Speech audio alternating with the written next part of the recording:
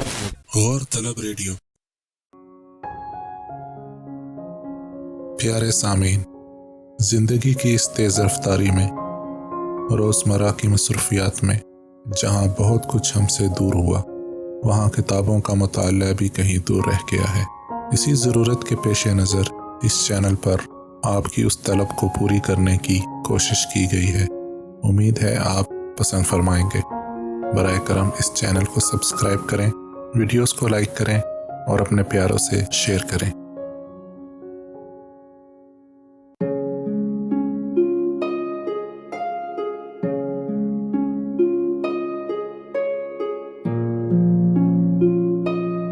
عنبر۔ عالیہ کو یوں محسوس ہوا جیسے کسی نے دیوار کے پیچھے سے ذرا سا سر نکال کر اندر جھانکا ہو۔ یہ زردرو دبلی اجڑی ہوئی سی ہستی عنبر تھی۔ عنبر کی ماں کے گھر کے ڈرائنگ روم میں اس کا انتظار کرتی عالیہ کتنی خوش تھی۔ کتنا ڈھونڈا تھا اس نے عنبر کو پچھلے کئی سالوں میں۔ یوں لگتا تھا جیسے اب کبھی ملے گی ہی نہیں۔ پاکستان آنے کے ساتھ ہی اس کی تلاش گمشدہ برائے عنبر مہم کا بھی از سرنو آغاز ہو جایا کرتا تھا۔ ایک آدھ اور مشترکہ سہیلیوں سے اتا پتا تو کبھی نہ مل سکا، مگر سنی سنائی عجیب عجیب سی باتیں سننے کو ضرور ملی۔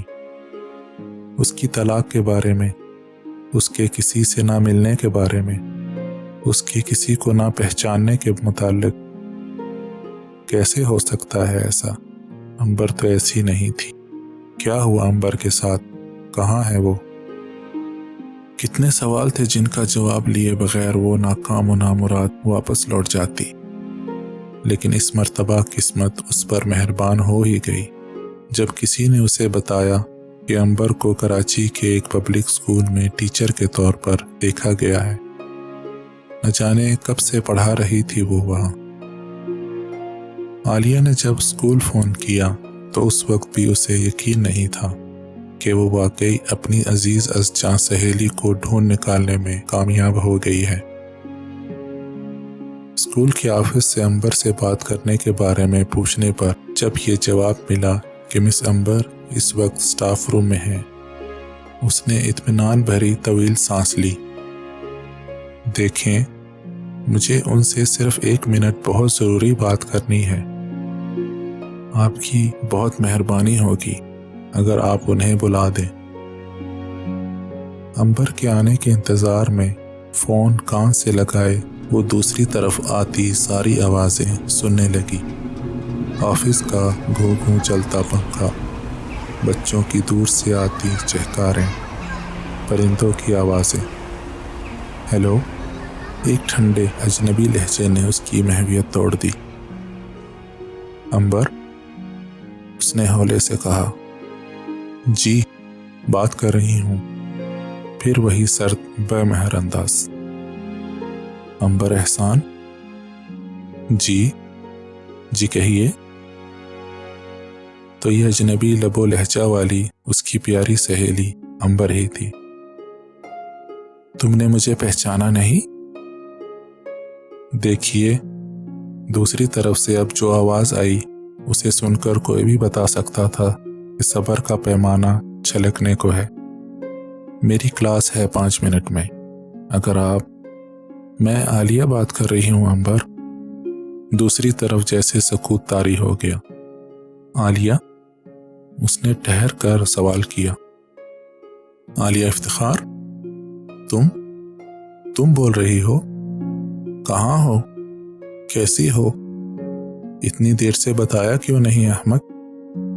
ایک سانس میں ڈھیروں سوال کرتی وہی پرانی عنبر جیسے واپس لوٹ آئی تھی، اور جب وہ اس کی ماں کے گھر ڈرائنگ روم میں کھلنے والے دروازے پر نگاہیں جمائے بیٹھی تھی، دیوار پر پھر سایہ سا لرزا، اور جھجکتے ہوئے آہستہ آہستہ کمرے میں داخل ہونے والی عنبر آ کر بے اختیار اس کے گلے سے لگ گئی۔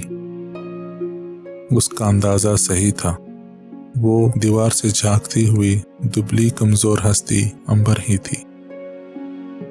اس کے آس پاس 2 اس کے جیسے ہی زرد کمزور بچے گھیرا ڈالے تھے۔ پھر نہ جانے کتنا وقت بیت گیا، گلے شکوے، خیر خیریت خبریں، نہ جانے کتنا کچھ تھا کہنے اور سننے کو۔ اس کے دونوں بچے سارا وقت اس کے ساتھ جڑے بیٹھے رہے، ایک بیٹا اور ایک بیٹی، کم گو، کنفیوز اور مسکین سے بچے۔ اور عنبر، اسے کیا ہو گیا تھا آخر؟ عالیہ نے اس سے ادھر ادھر کی باتیں کرتے ہوئے کتنی بار سوچا۔ یہ وہ عنبر نہیں تھی جسے وہ جانتی تھی، بلند آواز، بولڈ، نڈر، بے سوچے سمجھے جو منہ میں آئے کہہ جانے والی عنبر۔ یہ عنبر تو بات کرتے کرتے رک جاتی تھی، اپنے بچوں کو جیسے اپنے پروں میں چھپائے بیٹھی تھی، ہر تھوڑی دیر میں چوکنی سی ہو کر چاروں طرف دیکھتی، جیسے اپنی ماں کے ہاں نہیں بلکہ کسی اور کے گھر بیٹھی ہو۔ اس کی اماں اور چھوٹی بہن بینا سارا وقت اس کے ساتھ لگی بیٹھی رہی۔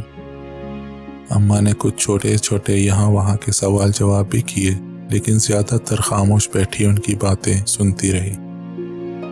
بینا صرف چائے بنانے کے لیے اٹھ کر گئی اور واپس آ کر پھر ماں کے پہلو سے لگ کر بیٹھ گئی۔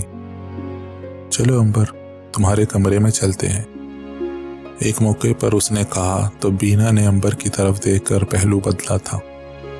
ہاں وہ، عنبر نے کچھ گھبرا کر کہا تھا۔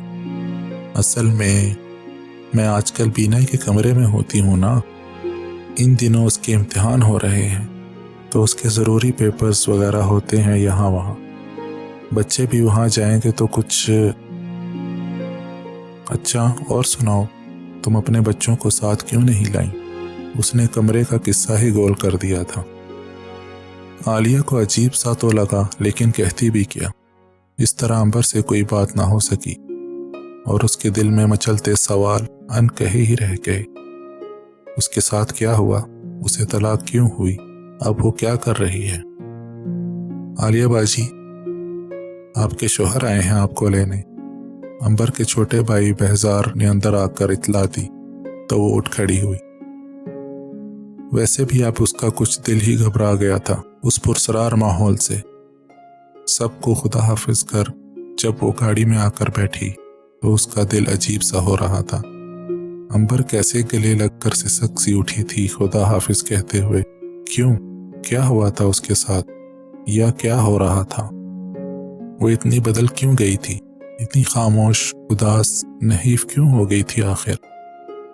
کتنے سوال تھے جو ذہن میں امڑ رہے تھے اور جن کے کوئی جواب اس کے پاس نہیں تھے۔